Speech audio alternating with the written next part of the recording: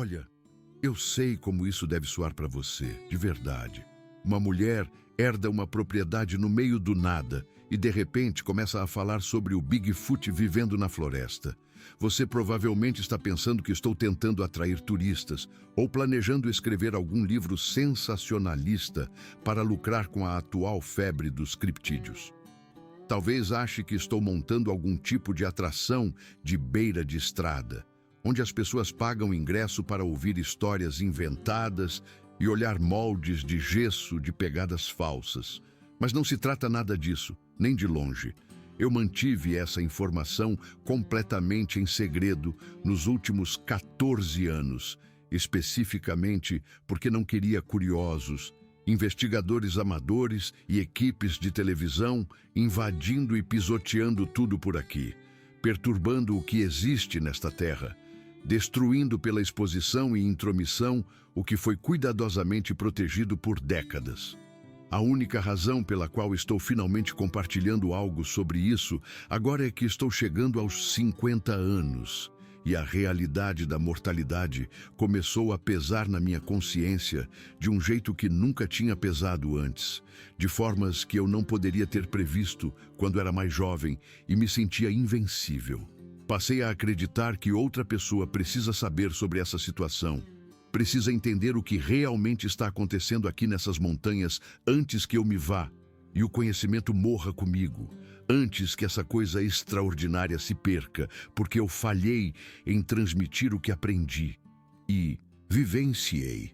Se você vai acreditar no que estou te contando, é uma decisão inteiramente sua, e eu respeito isso completamente.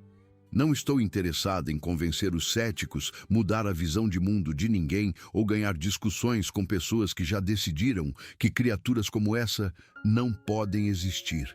Estou simplesmente documentando a verdade da minha experiência exatamente como ela aconteceu e continua a acontecer, criando um registro que pode ajudar alguém no futuro, alguém que possa se encontrar em uma situação semelhante, alguém que possa herdar essa responsabilidade quando eu não for mais capaz de cumpri-la. Isto é um testemunho, não um entretenimento. Isto é a verdade, não uma ficção criada para causar efeito. Quando minha tia morreu no início do outono de 2010, me vi inesperadamente herdando toda a sua propriedade. Isso consistia em 420 acres de terra montanhosa densamente florestada na região dos Apalaches, no oeste da Virgínia, não muito longe da fronteira com a West Virginia, onde as montanhas se erguem íngremes e antigas dos vales abaixo. A ligação veio de seu advogado, um homem que eu nunca tinha conhecido, em uma tarde de terça-feira, enquanto eu estava sentada no meu cubículo, encarando planilhas que pareciam tão sem sentido que poderiam ter sido escritas numa língua morta. Sua tia Catherine faleceu, disse ele com a voz profissionalmente distante. Você é a única beneficiária de seus bens. Eu mal conhecia minha tia. A tinha visto talvez 5 vezes em toda a minha vida em reuniões de família, das quais ela participava a contragosto, sempre parecendo desconfortável naqueles ambientes, um pássaro selvagem preso numa gaiola, sempre saindo mais cedo com desculpas vagas. Ela era a irmã mais nova do meu pai, e eles nunca foram próximos depois que ela se mudou para as montanhas em meados dos anos 70, após um divórcio complicado. A família a tinha praticamente descartado como excêntrica, a esquisita que escolheu o isolamento em vez de uma vida normal, que rejeitou o sucesso e a estabilidade convencionais por alguma razão incompreensível que ninguém entendia. Minha tia viveu sozinha naquela propriedade por quase 35 anos, raramente se aventurando na pequena cidade a 24 quilômetros de distância, exceto quando era absolutamente necessário para comprar suprimentos que não conseguia produzir.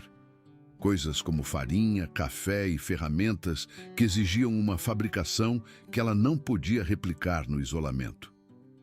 Os moradores locais a consideravam, na melhor das hipóteses, excêntrica e, na pior, talvez mentalmente instável. uma daquelas eremitas da montanha que rejeitaram a sociedade e a companhia humana por razões que as marcavam como problemáticas ou estranhas.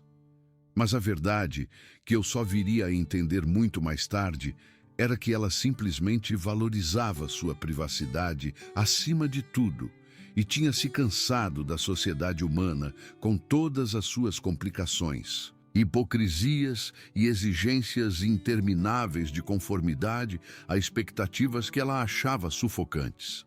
Ela havia encontrado algo naquelas montanhas, algo que fazia a sociedade humana convencional parecer superficial e sem sentido em comparação.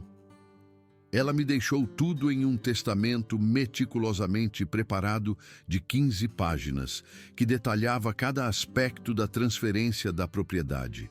Isso incluía a cabana modesta, mas robusta, que ela construiu com as próprias mãos ao longo de vários anos no início dos anos 80, usando madeira extraída da própria terra e uma carta escrita à mão que continha apenas uma frase de instrução que inicialmente descartei como uma divagação filosófica sem sentido. A frase dizia: "Dê tempo para a montanha te aceitar e honre o que você encontrar lá."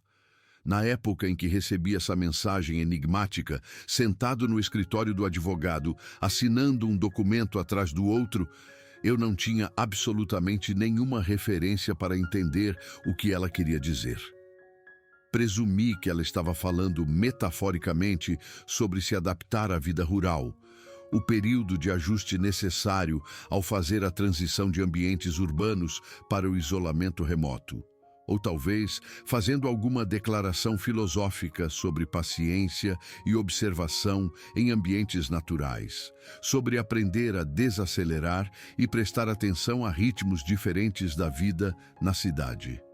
Eu certamente não imaginei que ela estivesse me dando uma instrução literal sobre algo extraordinário que vivia naquela propriedade, algo que exigiria protocolos e abordagens específicas. Eu tinha 34 anos na época, presa em um cargo administrativo esmagador em um escritório corporativo em Richmond. Eu passava no mínimo 40 horas por semana, muitas vezes mais perto de 50 ou 55, em um cubículo bege, sob luzes fluorescentes agressivas que zumbiam incessantemente e me davam dores de cabeça. Eu realizava tarefas que pareciam totalmente sem sentido e desconectadas de qualquer coisa que importasse no mundo, não contribuindo com nada de valor para a sociedade ou para o meu próprio senso de propósito e realização. Eu processava papelada, participava de reuniões, escrevia relatórios que ninguém lia e participava de iniciativas corporativas que existiam apenas para justificar o emprego de alguém ou criar a aparência de produtividade. O trabalho era entorpecente em seu tédio, destruidor de almas em sua inutilidade. Eu acordava toda manhã com uma sensação de pavor, sabendo que tinha que voltar para aquele escritório, sentar naquele cubículo, fingir que me importava com coisas que não importavam. A perspectiva de fazer isso por mais 30 anos até a aposentadoria parecia uma sentença de prisão, uma morte lenta de tudo que fazia a vida valer a pena. A possibilidade de ser dona de toda aquela terra montanhosa representava uma chance de fuga que parecia quase milagrosa, uma oportunidade de recomeçar completamente minha vida com base em princípios diferentes, de viver de acordo com valores nos quais eu realmente acreditava, em vez de expectativas corporativas e convenções sociais que eu nunca concordei em seguir. Parecia que uma porta havia se aberto em uma parede que eu encarava há anos, uma saída de uma armadilha na qual eu havia entrado sem perceber completamente o que estava abrindo mão. Uma fuga das luzes fluorescentes, das planilhas, das reuniões sem sentido e da constante ansiedade de baixo nível que havia se tornado meu estado normal. Uma chance de viver de forma diferente, de descobrir como a vida poderia ser se eu fizesse escolhas baseadas no que realmente importava para mim, em vez do que a sociedade dizia que eu deveria querer. Pedi demissão, 3 semanas após receber a papelada da herança, escrevendo uma breve carta com aviso prévio de 2 semanas e citando motivos pessoais para sair. Meu supervisor pareceu perplexo, tentou me convencer a ficar, me ofereceu um aumento e uma promoção que significariam mais dinheiro, mas também mais responsabilidade e mais tempo presa naquele prédio.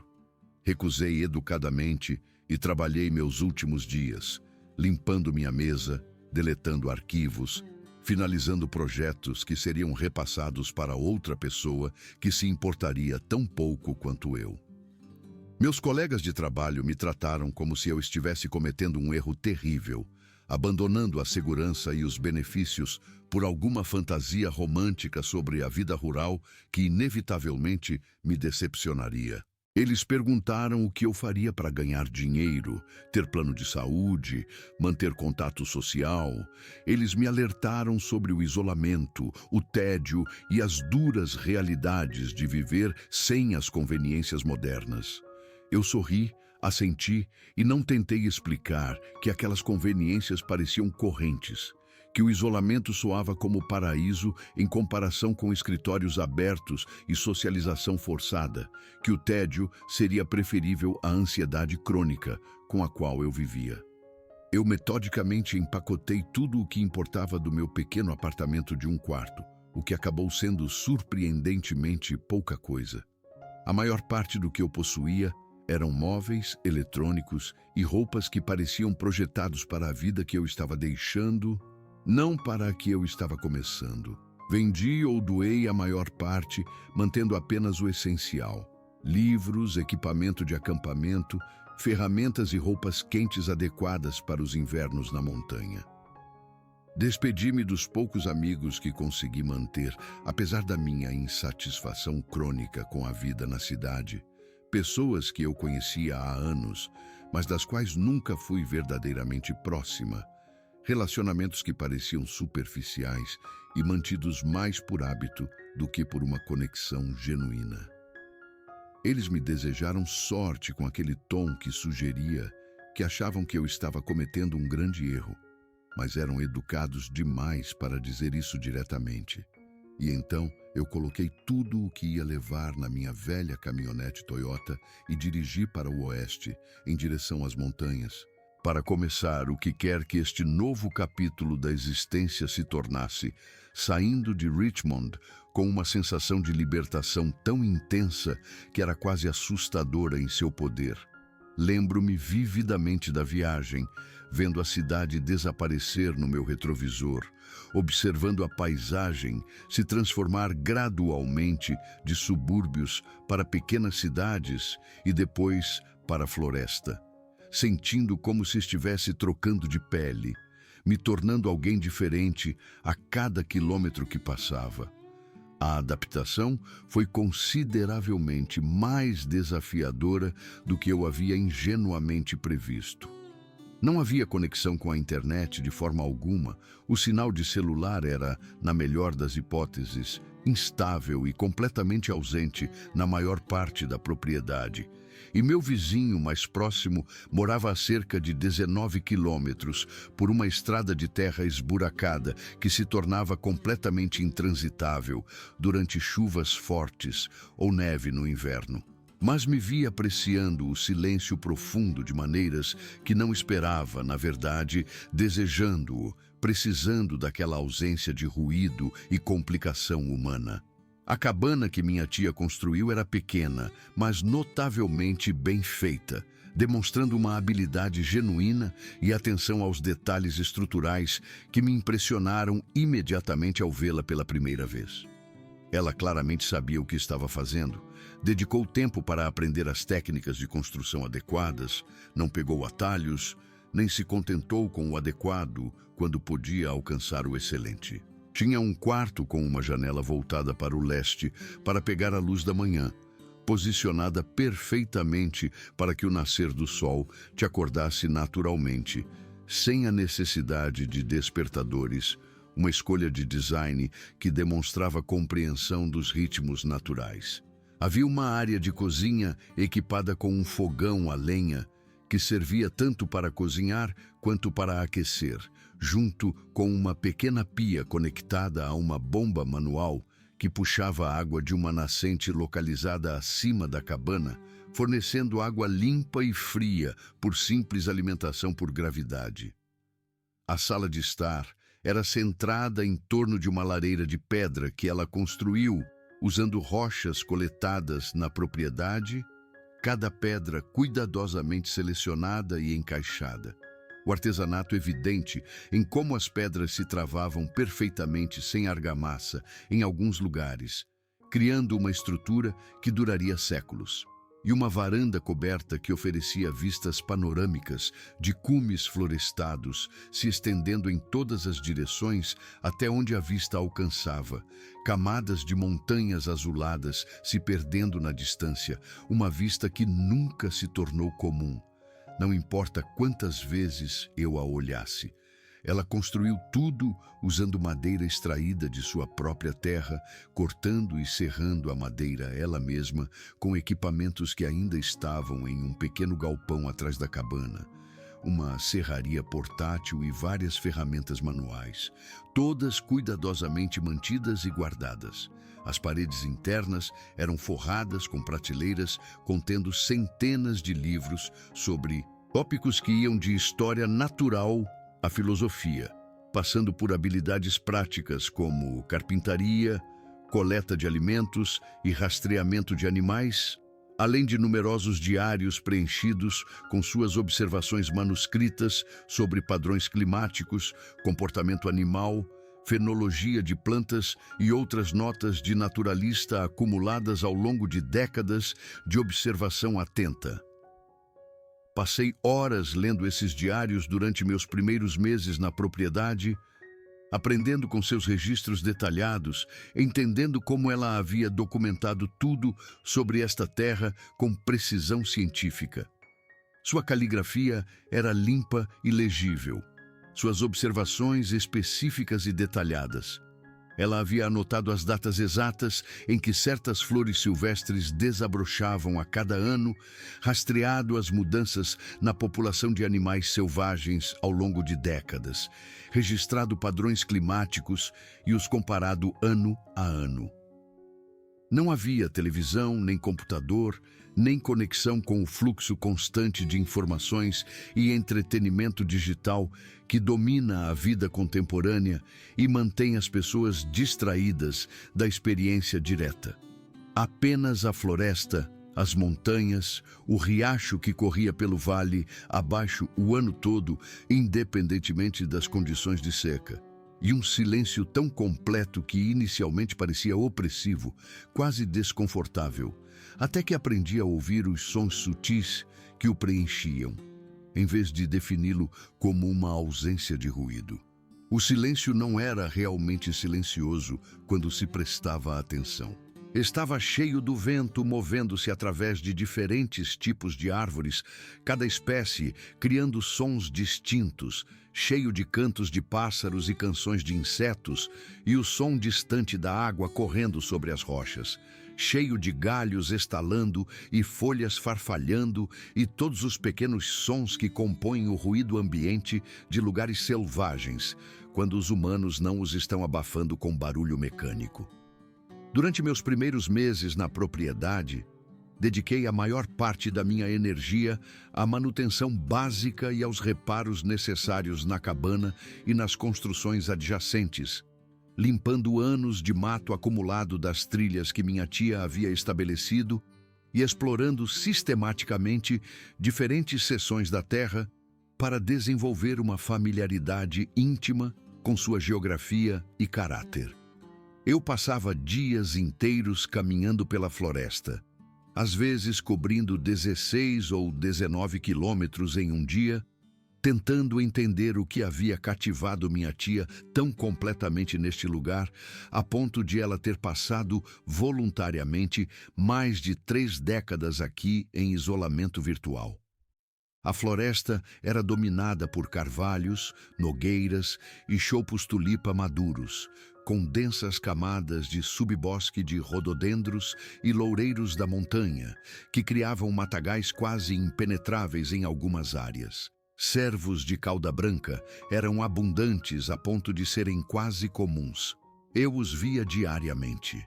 Perus selvagens se moviam pela propriedade em grandes bandos.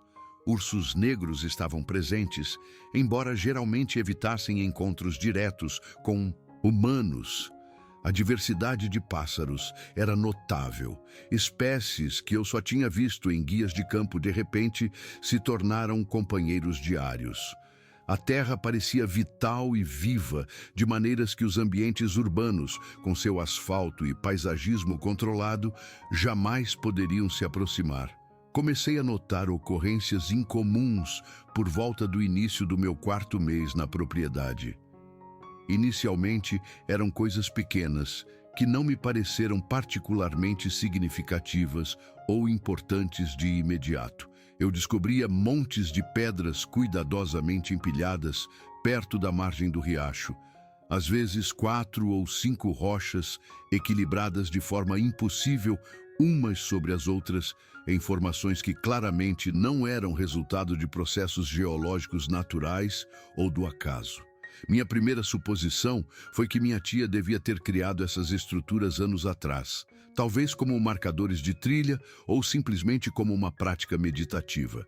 Mas os limites da propriedade estavam claramente sinalizados, com placas de proibida a entrada, e não havia trilhas de caminhada ou servidões de acesso público que explicassem visitantes criando esses marcadores. Então, comecei a encontrar arranjos de galhos quebrados que apareciam da noite para o dia em locais por onde eu havia passado no dia anterior, galhos deliberadamente dobrados e entrelaçados para formar padrões distintos em forma de X ou estruturas arqueadas. Definitivamente não o resultado aleatório de danos de tempestade ou galhos caindo. Tentei racionalizar essas descobertas como fenômenos naturais, talvez cervos esfregando o veludo de seus chifres ou ursos marcando o território. Mas as explicações pareciam inadequadas e pouco convincentes, mesmo enquanto eu as dizia para mim mesma. Os galhos estavam posicionados muito alto do chão, às vezes a 2,5 metros ou quase 3 metros de altura nas árvores. Os padrões mostravam intencionalidade e complexidade demais. Eles foram manipulados deliberadamente com força e paciência significativas por algo capaz de alcançar o alto das árvores e entrelaçar galhos vivos sem quebrá-los. Também descobri pegadas que não correspondiam a nenhuma espécie de vida selvagem que eu pudesse identificar através dos meus guias de campo ou pesquisa online.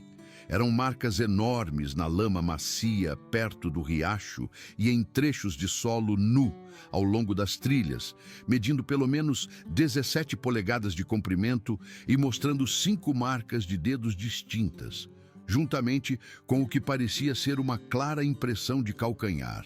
Eram grandes demais para serem pegadas de urso negro e completamente erradas em forma e proporção. Largas demais, humanas demais em sua configuração, apesar do tamanho.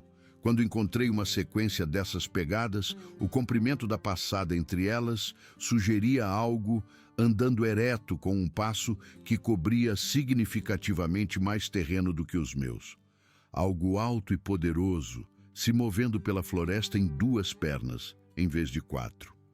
Qualquer que fosse a criatura que estava fazendo essas marcas, era de tamanho substancial e claramente bípede, andando pela minha propriedade regularmente, a julgar pela frequência com que eu encontrava pegadas frescas. Uma manhã, em meados de setembro, acordei, saí para a varanda e encontrei um pedaço da carcaça de um cervo colocado bem em frente à porta da cabana. Era o quarto traseiro, relativamente fresco. Não devia ter mais do que algumas horas, a julgar pela condição da carne e pelo fato de que o sangue ainda estava um tanto fluido.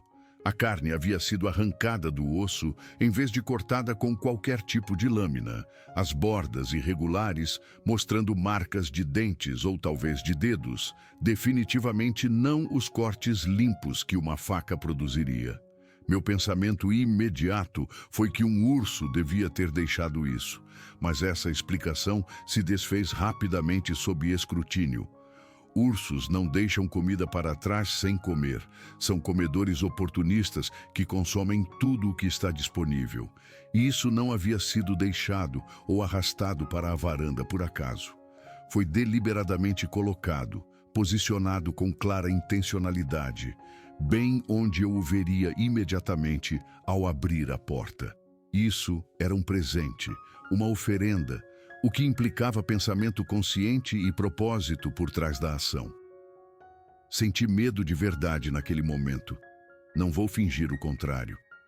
Peguei o rifle que minha tia mantinha na cabana, um Winchester .30-30 de alavanca com o qual eu vinha praticando em um campo de tiro improvisado, e o levei para a varanda, onde fiquei sentada por mais de uma hora, examinando a linha das árvores em todas as direções, observando qualquer movimento, ouvindo sons que pudessem indicar o que havia deixado essa oferenda. Nada se mexeu, exceto o vento movendo as folhas e os sons ambientes normais da floresta. O chamado dos pássaros, o murmúrio distante do riacho sobre as rochas. Pensei em ligar para alguém pedindo ajuda ou conselho, mas o absurdo dessa conversa me deteve. O que exatamente eu relataria? Departamento do xerife, algo deixou carne na minha varanda. Podem mandar um delegado para investigar?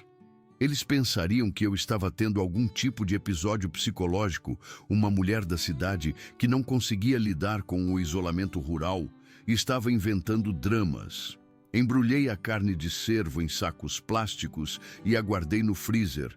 Depois esfreguei as tábuas da varanda com uma escova e água com sabão. Naquela noite, mal dormi, sentando-me repetidamente a cada pequeno som. O rifle apoiado ao alcance da mão contra minha mesa de cabeceira. Mas nada de incomum aconteceu.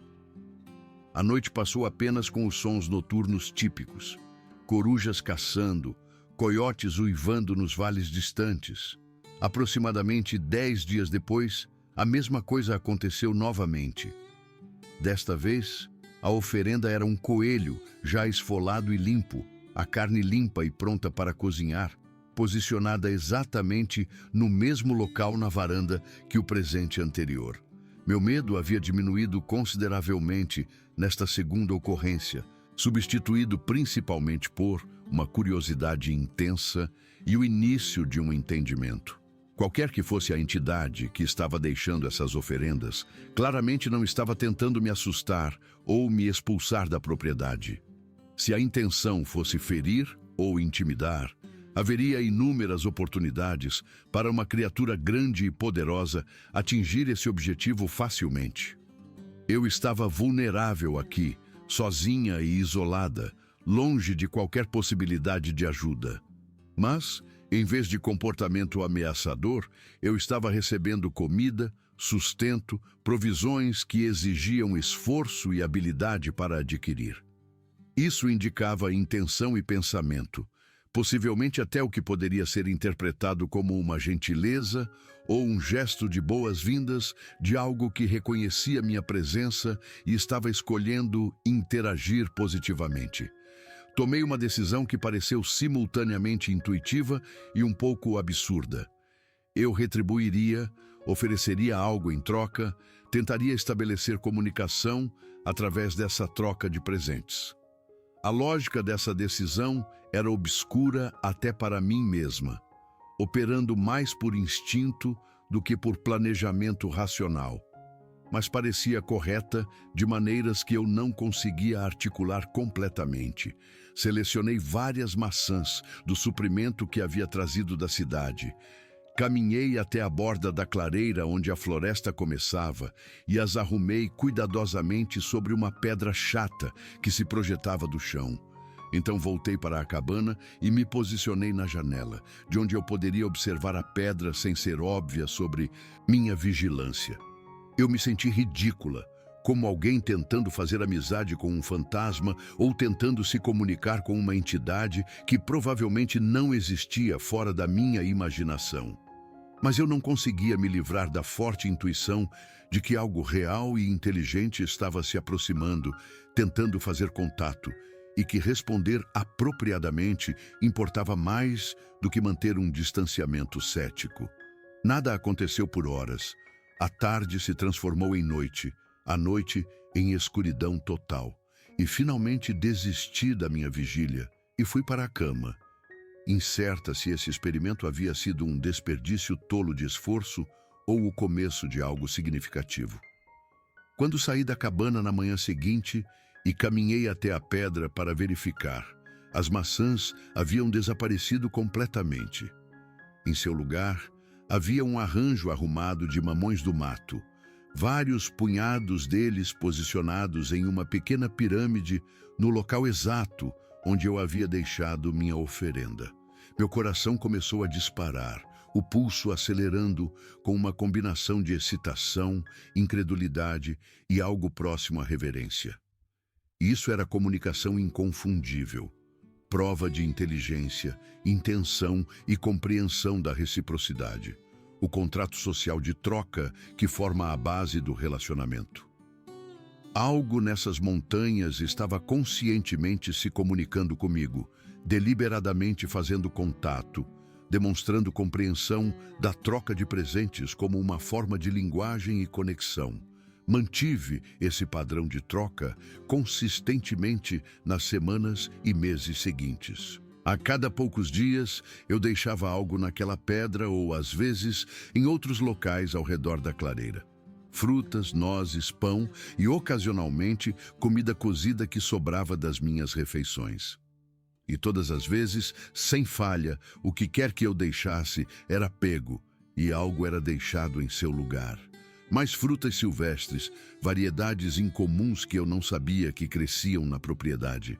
Pinhas perfeitas arranjadas em padrões geométricos. Uma vez, um ninho de pássaro que havia caído intacto de um galho alto, delicado e complexo em sua construção. Outra vez, uma coleção de seixos de rio lisos em diferentes cores, branco, cinza, rosa e verde, arranjados em um círculo perfeito. Essas trocas se tornaram um ritual que estruturava meus dias, me dava algo para esperar, me fazia sentir menos isolada, apesar da ausência de contato humano. Eu não estava mais sozinha nesta montanha. Eu estava em diálogo com algo, compartilhando espaço e estabelecendo um relacionamento, mesmo que ainda não entendesse completamente o que era esse algo. A noite em que realmente vi a criatura foi no final de outubro, cerca de 7 meses depois de eu ter me mudado para a propriedade. Eu estava sentada na varanda depois de terminar o jantar, enrolada em um cobertor de lã grosso contra o ar frio do outono, que carregava o cheiro agudo da geada que viria antes da manhã. Eu estava bebendo um chá que havia esfriado, enquanto eu me distraía observando as estrelas surgirem uma a uma, à medida que o crepúsculo se aprofundava na noite completa. A floresta ao meu redor estava relativamente quieta, apenas os sons usuais das corujas, começando suas caçadas com seus pios interrogativos e gritos agudos. Os grilos fornecendo seu ritmo ambiente que continuaria até que uma geada forte os silenciasse pela estação. Então, ouvi algo se movendo por entre as árvores ao norte da cabana, algo que não fazia nenhuma tentativa de ser furtivo ou se esconder, algo que claramente não estava preocupado em ser ouvido ou detectado. Galhos estalaram audivelmente sob um peso significativo, estalos altos que ecoaram pela noite silenciosa, sons que deixavam claro que o que quer que estivesse se aproximando era massivo e se movia sem muito cuidado. Passos pesados criaram vibrações que eu podia sentir através das tábuas da varanda. Mesmo à distância, impactos rítmicos que sugeriam algo grande e bípede, em vez do andar quadrúpede de um cervo ou urso. Meu primeiro instinto foi que um alce havia entrado na propriedade, mas o ritmo do movimento estava completamente errado. Era locomoção bípede, sem dúvida, 2 pernas, não 4. Passos pesados e deliberados que sugeriam uma massa substancial se movendo em uma postura ereta. Meu coração começou a disparar, a adrenalina inundando meu sistema com aquela sensação elétrica particular que vem com perigo potencial ou eventos extraordinários. Levantei-me lentamente da cadeira, instintivamente alcançando o rifle que eu havia começado a manter. Apoiado no corrimão da varanda, após aquelas ocorrências incomuns anteriores, minha mão se fechando em torno da madeira gasta e familiar da coronha. Mas algo me impediu de realmente pegá-lo. Algum senso intuitivo de que exibir uma arma seria a resposta errada. Que o que quer que estivesse se aproximando não era uma ameaça da maneira que ursos ou pumas poderiam ser. Que essa situação pedia a abertura em vez de uma postura defensiva. Minha mão soltou o rifle e eu fiquei lá de mãos vazias, vulnerável, esperando para ver o que emergiria da escuridão. Os passos pararam na borda da clareira, talvez a uns 18 metros de onde eu estava congelada na varanda, minha respiração visível no ar frio, meu coração martelando tão forte que eu podia sentir o pulso na minha garganta. Eu podia ver uma forma na escuridão onde a floresta encontrava a clareira, alta e larga, mas a luz da lua insuficiente impedia uma observação detalhada, reduzindo a figura a uma silhueta contra um fundo um pouco menos escuro, uma sombra entre as sombras. Mas mesmo como uma silhueta, a forma era massiva, com pelo menos 2,5 metros ou quase 3 de altura, pelo que pude estimar. Os ombros eram largos, mais largos que os de qualquer humano, mais largos do que parecia fisicamente possível, sugerindo uma força e poder além de qualquer coisa que eu já havia encontrado. Não era um animal em pé sobre as patas traseiras temporariamente. Era uma criatura bípede, algo que andava ereto naturalmente, algo que pertencia à mitologia e à lenda, em vez de estar a 18 metros de mim na realidade documentada. Permanecemos nesse quadro congelado pelo que pareceu uma eternidade, mas provavelmente foram apenas 30 ou 40 segundos. Eu, parada imóvel na varanda, mal respirando, a forma parada igualmente imóvel na borda da floresta, ambos nos avaliando através do espaço que nos separava. O silêncio era absoluto, exceto pelo meu coração trovejando em meus ouvidos. O tempo parecia desacelerar ou parar completamente. Então a forma se moveu ligeiramente, transferindo o peso de uma perna para a outra em um gesto que parecia quase nervoso ou incerto, e fez um som que mudou tudo. A vocalização não era agressiva ou ameaçadora. Não era um rugido ou um rosnado. Era uma vocalização baixa que parecia carregar um significado que eu não conseguia traduzir, complexa e modulada, quase como palavras em uma língua que eu não conhecia, sons que subiam e desciam com o que parecia ser um fraseado intencional, comunicação em vez de simples ruído animal. O som transmitia uma combinação de curiosidade, cautela e possivelmente até mesmo um cumprimento. Meu medo, que havia aumentado inicialmente, começou a se dissipar, substituído por uma curiosidade intensa e uma estranha sensação de privilégio, de ter acesso a algo raro e importante. Esta era a fonte dos presentes, o criador dos montes de pedras e dos arranjos de galhos. Este era o ser que havia compartilhado esta montanha com minha tia, por décadas, que havia aceitado sua presença, e que agora estava estendendo essa mesma aceitação hesitante a mim. Este era o Bigfoot, Sasquatch, qualquer que seja o nome que as pessoas usassem para algo que supostamente existia apenas na mitologia e em fotografias borradas. Exceto que não era mitologia. Estava bem ali na minha frente, a 18 metros de distância, mas absolutamente real. Eu não sabia o que fazer, então simplesmente levantei uma mão lentamente, no que esperava que fosse interpretado como um gesto de paz e reconhecimento. A forma permaneceu imóvel por mais alguns segundos. Então, vi o que poderia ter sido seu braço se levantando em um gesto semelhante, espelhando o meu movimento. Em seguida, virou-se e voltou para a floresta, movendo-se com um silêncio surpreendente para algo tão grande, e em poucos instantes o som de sua passagem havia desaparecido completamente, deixando-me sozinha na varanda na escuridão, tremendo ligeiramente com a adrenalina, a maravilha e a profunda percepção de que tudo o que eu pensava entender sobre o mundo acabara de se revelar incompleto.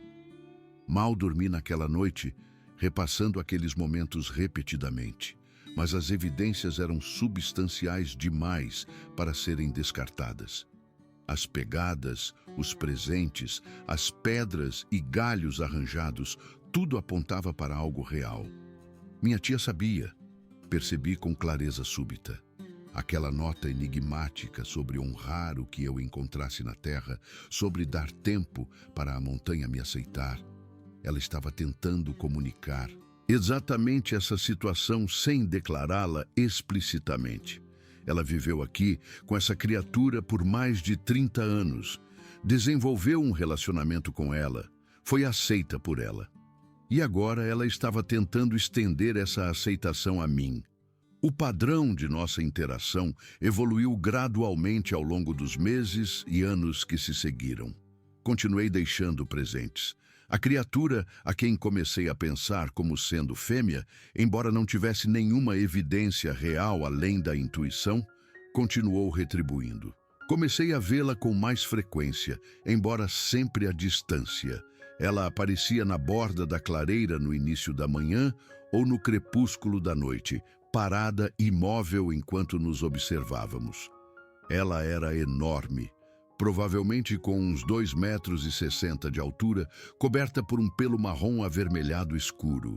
Seu rosto, quando eu ocasionalmente o vislumbrava com mais luz, era simultaneamente humano e não humano, com uma arcada supraciliar pesada e um nariz largo e achatado, mas olhos que transmitiam uma inteligência e emoção inconfundíveis. Um incidente em particular solidificou nosso relacionamento. Era início da primavera do meu 2º ano na propriedade. Eu estava a vários quilômetros da cabana, limpando uma seção da trilha, intensamente focada no meu trabalho e não prestando atenção adequada aos meus arredores.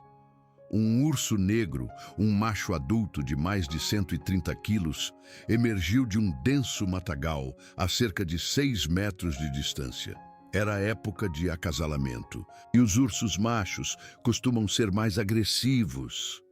Este se ergueu sobre as patas traseiras, uma clara demonstração de domínio, e fez um som bufante que comunicava agressão. Em seguida, desceu para as 4 patas e deu vários passos deliberados em minha direção.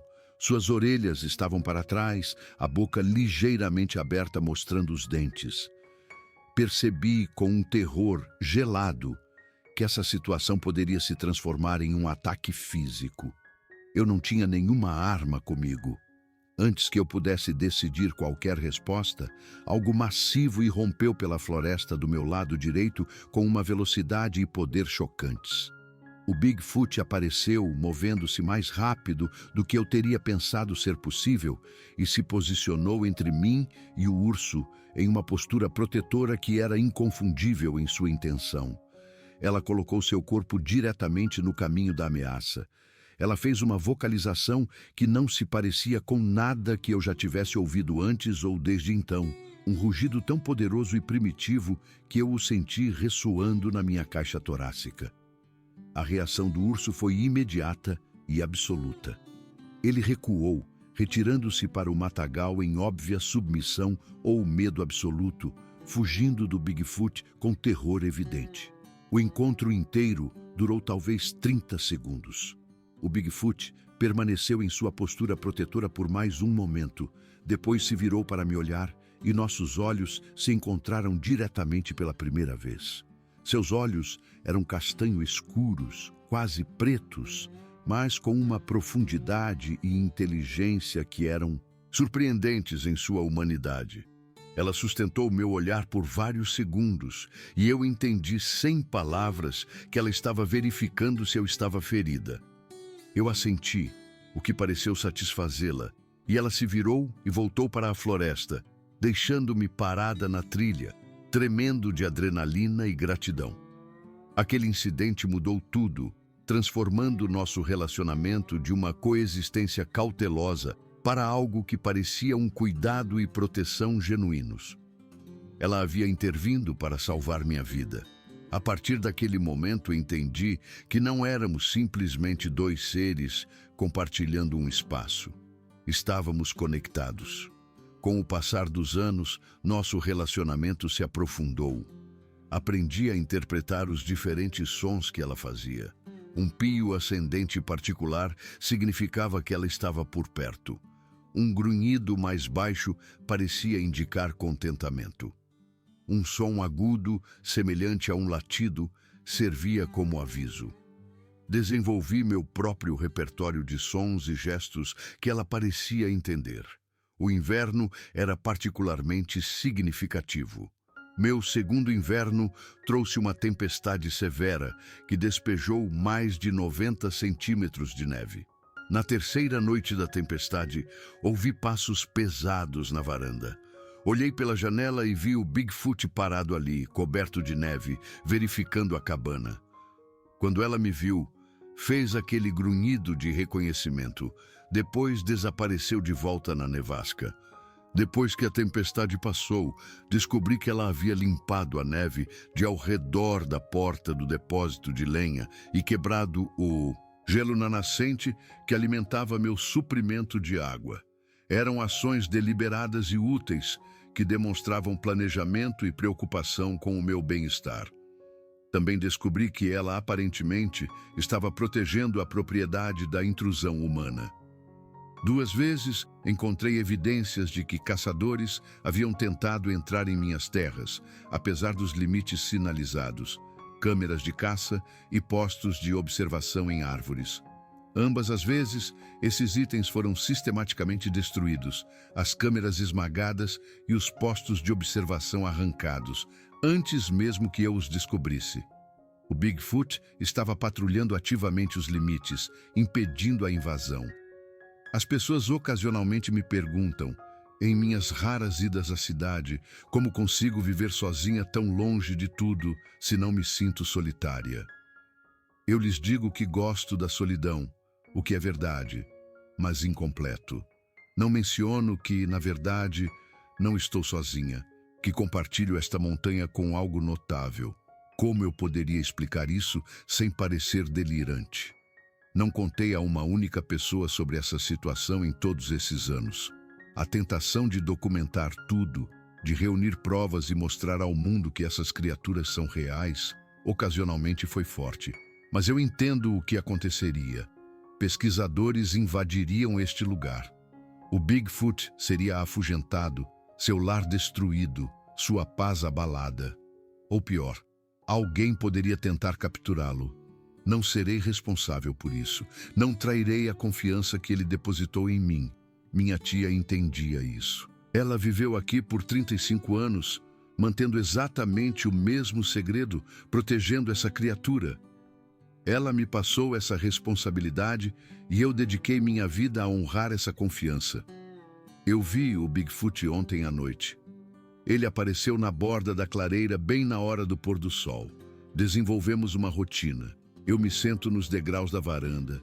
Ele fica na linha das árvores e passamos um tempo juntos em um silêncio confortável. Ontem à noite ele ficou por quase 1 hora. A lua subiu quase cheia, fornecendo luz suficiente para que eu pudesse vê-lo claramente.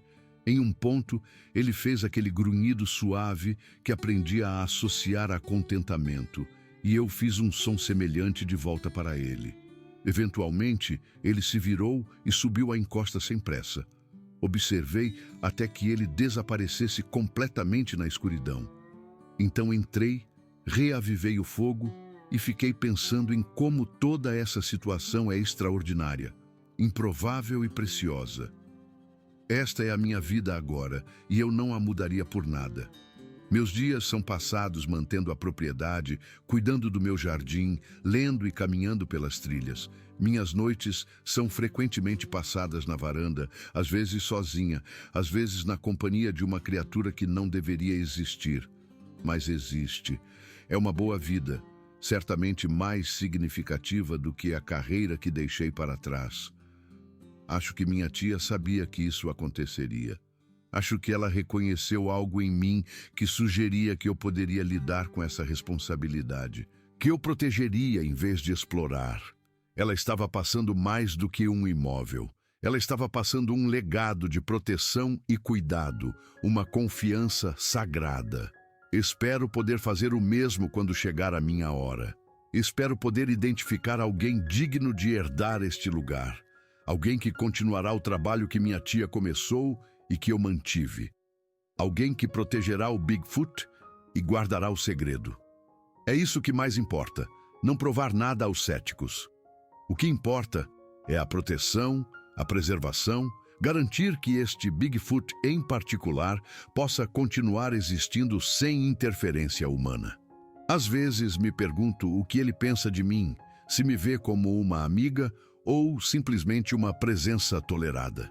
Nunca saberei com certeza. Não falamos a mesma língua e o abismo entre nossas espécies é vasto demais para uma compreensão completa.